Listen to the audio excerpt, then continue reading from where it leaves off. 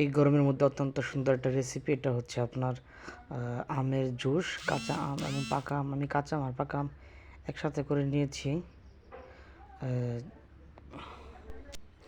প্রথম অবস্থায় আমরা আমগুলোকে সুন্দরভাবে পরিষ্কার করে তারপরে ছিলে তারপর কুচি কুচি করে কেটে একটা বোলের পাত্রের মধ্যে রাখলাম।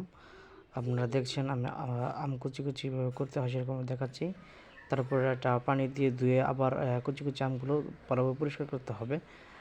আমরা এসে হচ্ছে আমার ছোটো ভাই, আমার চাচাতো ভাই, ছোটো ভাই, সে আমার সাথে দেখছে এবং সে স্বাদটা গ্রহণ করতে চাচ্ছে কীভাবে এটা করতে হয়। তারপর আবার দেখা গেছে কি পরিষ্কার করলাম, ধুয়ে পরিষ্কার করলাম। পরিষ্কার করার পর আমি মরিচ খেতে গেলাম মরিচের জন্য। ক্ষেত থেকে মরিচ সংগ্রহ করলাম, গাছ থেকে মরিচ পাড়ছি, সেটা আপনাদেরকে ভিডিওর মধ্যে দেখাচ্ছি। মরিচ পাড়ার পরে এই মরিচগুলো সংগ্রহ করেছি ভর্তা বানানোর জন্য।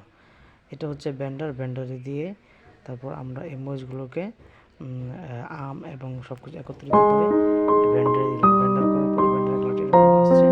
এখন চাচা সেই ব্লেন্ডার থেকে জুসগুলো ঢালছে। জুসগুলো ঢেলে চাচা খাবে। পাত্রের মধ্যে রাখলে জুসগুলো সুন্দর হয়েছে, খুব সুন্দর ফ্লেভার আসছে, কালার আসছে। এটা আপনারা খেয়ে দেখতে পারেন, বাড়িতে এই রেসিপিটা তৈরি করতে পারেন। এই গরমের দিন এটা খেলে অত্যন্ত শরীর ঠান্ডা হয়। তারপর চাচা এটা নেওয়ার পর টেস্ট করছে যে আসলে কীরকম হয়েছে। অত্যন্ত সুন্দর, খুব স্বাদ হয়েছে। চাচা এবং ভিডিও করছে চাচা, দেখা গেছে এটা আমার চাচাতো বোন, সেও খাচ্ছে। সেই স্বাদ অত্যন্ত উপকারী একটা জিনিস, অনেক সুন্দর হয়েছে।